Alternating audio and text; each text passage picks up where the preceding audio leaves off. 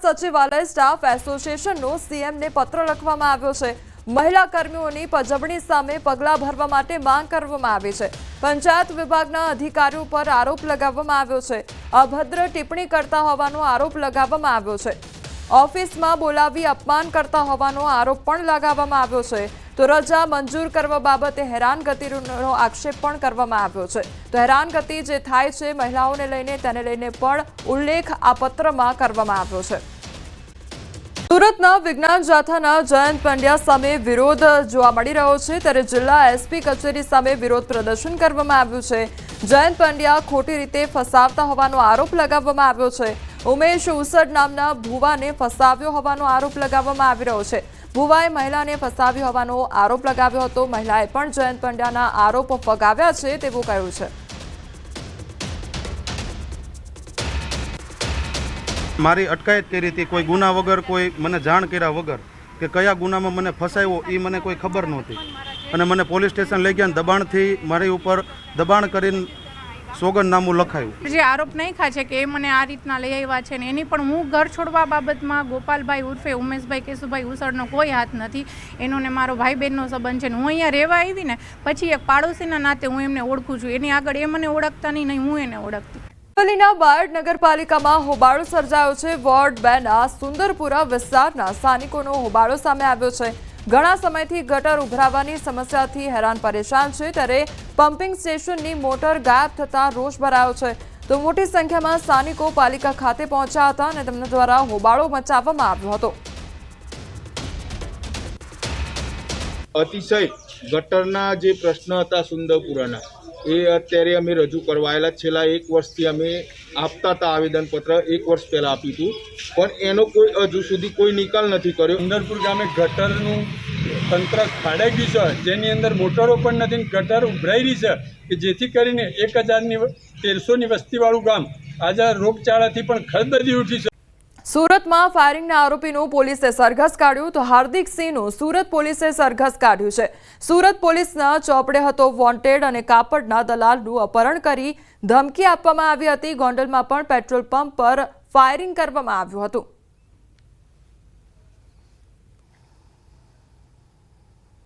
ટીબડા ખાતે petrol pump પર firing કરનાર હાર્દિક સિંહ નામના આરોપીની પોલીસે ધરપકડ કરી છે।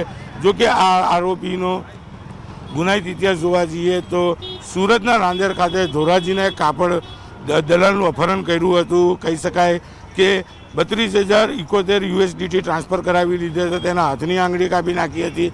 રાંદેર પોલીસમાં આ બાબતે ગુનો દાખલ થયો હતો। ખાસ કરીને આ ગુનો છે તે 27 નવેમ્બર 2024ના દિવસે દાખલ થયો હતો। આરોપી પકડતાની સાથે જ સુરત રાંદેર અને એસઓજી પોલીસ તેને જે ઘટના સ્થળે છે ત્યાં રિકન્સ્ટ્રક્શન કરવા લઈ આવી છે। દ્રશ્ય સીધા જોઈ શકાય છે કે હાર્દિક સિંહ છે તેને ઘટના સ્થળે લાવવામાં આવ્યો છે અને રિકન્સ્ટ્રક્શનની કામગીરી શરૂ કરવામાં આવી છે। 27 નવેમ્બરના દિવસે કાપડ દલાલનું અપહરણ કરી USDT ટ્રાન્સફર કરાયોનો એક ગુનો દાખલ થયો હતો। આ આરોપી 4નો ફરાર હતો। જો કે રાજકોટના રીબડા ખાતે ફાયરિંગ કર્યા બાદ તે ભાગી છૂટ્યો હતો અને તેનું નામ સામે આવતા કહી શકાય કે મહત્વના આરોપી તરીકે તેને કોચી ખાતેથી ઝડપી પાડવામાં આવ્યો હતો અને ગઈકાલે સુરત પોલીસે તેનો કબજો લીધો હતો અને કબજો લીધા બાદ કહી શકાય કે તેને કોર્ટમાં રજૂ કરી પોલીસ દ્વારા રિમાન્ડની માંગણી કરી હતી અને રિમાન્ડ દરમિયાન આજે કહી શકાય રિકન્સ્ટ્રક્શન અથવા તો સાદી ભાષામાં આરોપીનો વરઘોડો કાઢવામાં આવ્યો છે। કેમેરામેન જીગર ગુગલ સાથે કીર્તેશ પટેલ, ન્યૂઝ 18 ગુજરાતી, સુરત। ભાયલી વિસ્તારમાં મારામારીની ઘટના બની છે અને પૈસાની લેતી દેતીમાં મારામારી થઈ હતી।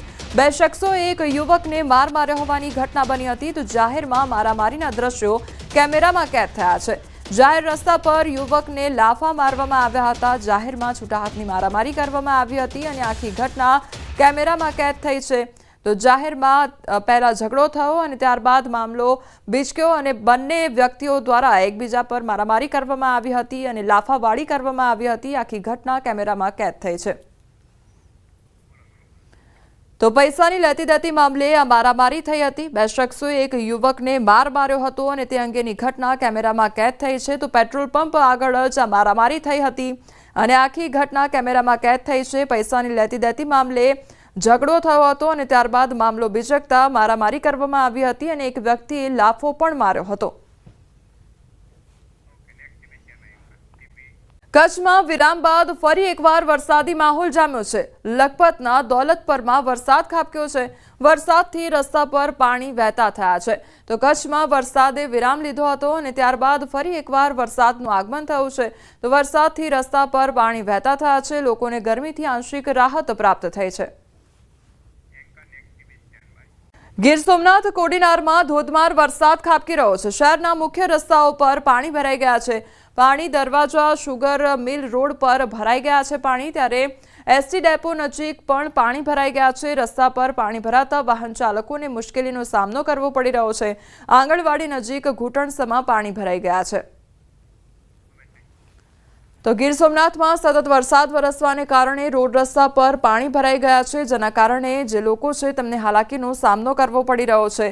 તો કોડીનારમાં પણ સતત ધોધમાર વરસાદ ખાબક્યો છે, જેના કારણે આસપાસના ગ્રામ્ય વિસ્તારોમાં પણ જે વરસાદી પાણી છે તે ભરાઈ ગયા છે. મુખ્ય રસ્તાઓ પર પણ પાણી ભરાઈ ગયા છે, જેના કારણે વાહન ચાલકોને વાહન હંકારવામાં પણ મુશ્કેલીનો સામનો કરવો પડી રહ્યો છે. બીજી તરફ એસટી ડેપો નજીક પણ પાણી ભરાઈ જવાને કારણે જે મુસાફરો છે તેમને પણ હાલાકી વેઠવાનો વારો આવ્યો છે. દાનાપુર રેલવે કોલોનીમાં પૂરની સ્થિતિ જોવા મળી. તો રેલવે કર્મચારીઓના ઘરોમાં વરસાદનું પાણી ઘૂસી ગયું છે. ક્વાર્ટર્સમાં તાળું મારી પરિવારો સ્થળાંતર કરી રહ્યા છે. સાપ, વીછી, પાણી અને ચોરીના ડરથી સામાન પણ લઈ જઈ રહ્યા છે. સાથે સ્થાનિક અને રેલવે પ્રશાસન ગેરહાજર છે. ત્યારે સમગ્ર વિસ્તારમાં પાણી ભરાઈ ગયું છે. સતત વરસાદ બાદ દાનાપુર રેલવે કોલોનીમાં હાલત જલ પ્રલય જેવી થઈ ગઈ છે. કોલોનીના રસ્તાઓથી લઈને ક્વાર્ટર્સની અંદર સુધી વરસાદનું પાણી ઘૂસી ગયું છે. હવે વાત રોહતાસની કરીએ તો રોહતાસ જિલ્લાના ડેહરી અનુમંડલ વિસ્તારમાં પણ ભારે વરસાદ ખાબકી રહ્યો છે અને ભારે વરસાદને કારણે કેમૂર પહાડના અનેક ધોધમાં સક્રિય થયા છે. ત્યારે તિલોથુના તૂતલા ભવાની ધોધમાં પાણીનું ભયંકર રૂપ જોવા મળી રહ્યું છે.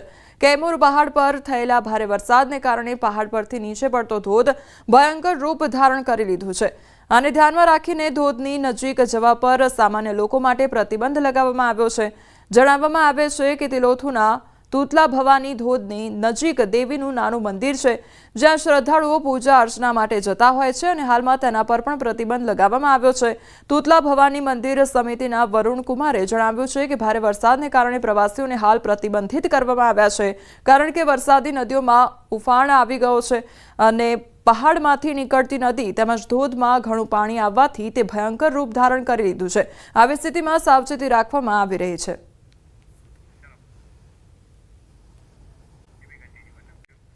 રોહતાસ જિલ્લાના ડેહરી અનુમંડલ વિસ્તારમાં ભારે વરસાદ વરસી રહ્યો છે. ત્યારે બીજી તરફ દિલ્હીની વાત કરીએ તો દિલ્હી હાઈકોર્ટ બહાર પણ પાણી ભરાઈ ગયું હોય તે પ્રકારના દ્રશ્યો સામે આવ્યા છે. પાણી ભરાતા પારાવાર મુશ્કેલીનો સામનો કરવો પડી રહ્યો છે. દિલ્હીમાં ધોધમાર વરસાદ ખાબકી રહ્યો છે. દિલ્હી હાઈકોર્ટ બહાર પાણી ભરાયું છે તો પાણી ભરાતા પારાવાર મુશ્કેલીનો સામનો કરવો પડી રહ્યો છે. દિલ્હીના અનેક વિસ્તારોમાં પાણી ભરાઈ ગયા છે. તો સતત વરસાદ વરસવાને કારણે વાહન ચાલકોને હાલાકીનો સામનો કરવો પડી રહ્યો છે. સતત રોડ રસ્તા પર પાણી ફરી વળ્યા છે, કારણ કે સતત વરસાદ ખાબકી રહ્યો છે.